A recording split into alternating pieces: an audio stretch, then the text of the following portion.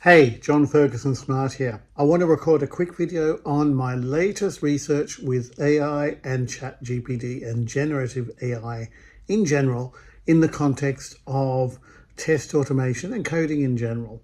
Now, I've been using it for a wee while now, and I've found sometimes it can be useful, sometimes not so much. I've been using Chat GPT, I've been using GitHub, Copilot, and a few other tools. And purely from the point of view of coding, I can come to a few conclusions.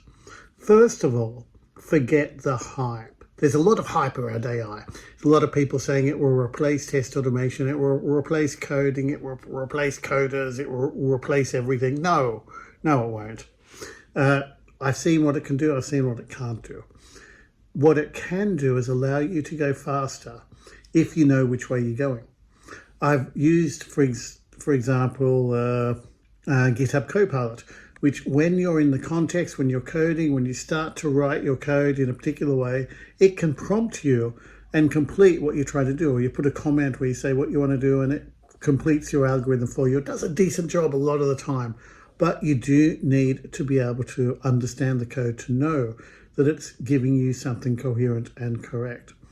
Now, Chat GPT, which is supposed to be a more modern library, in fact, is a lot more limited when it comes to coding. It doesn't have the context. It doesn't have the bigger picture. Sure, you can ask it to give you an example of a Cypress script or a Playwright script or some such, and it will come up with something. But there are a few problems with that. The first problem is that libraries date from 2021. It's quite old, or 2021 or earlier. So what you get is quite old. It's not very recent, not very up to date.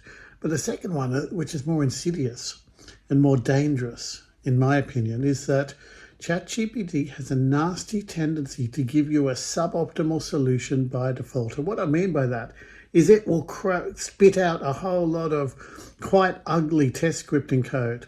First off, if you go and copy that into your project, it's going to be very hard to maintain. Sure, you could redo it all from scratch, but it's going to end up generating a lot of work for you that if you did it yourself, if you did it properly, if you did it well, you would not have to do.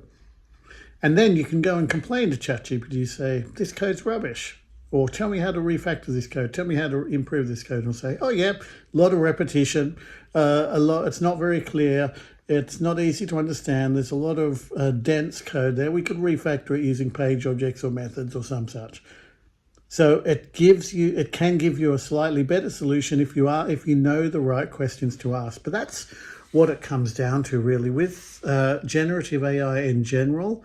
As far as generating code goes, you still have to know how to code. You still have to be a good coder. You still have to be able to understand what it's giving you. A real world example I had recently is I got ChatGPT to generate to optimize some code I had, and it looked good. It looked fine. I was using some asynchronous logic, some locking logic, some non-trivial JDK stuff. And from my perspective, it looked okay. But in production, it produced a massive hit on performance. And so what looked okay from a ChatGPT perspective was not good code. I would have been better off not asking ChatGPT, just doing it myself in that case. So there are lots of cases where it does not really deliver on the quality. So AI, it's not flawless. It's actually quite flawed. It's not like a 1% failure rate. It's not a 10% failure rate. It's a 50% failure rate. It really is not very good at writing quality code. You really do have to do a lot of hand holding. Now, specialized tools like GitHub Copilot do a bit of a better job. So what it comes down to is you still will need to code. If you can code, if you learn how to code well, if you learn how to be a software engineer, how to code like a software engineer, you'll do all right. AI will help you go faster. Don't worry about it too much.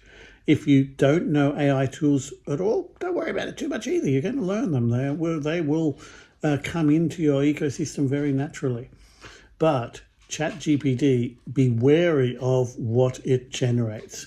Don't try and use it to replace your ability to code or to make it think that you don't need to learn to code. So that's my quick summary of my findings of ChatGPT so far. Hope you found it useful. Thanks for listening, folks.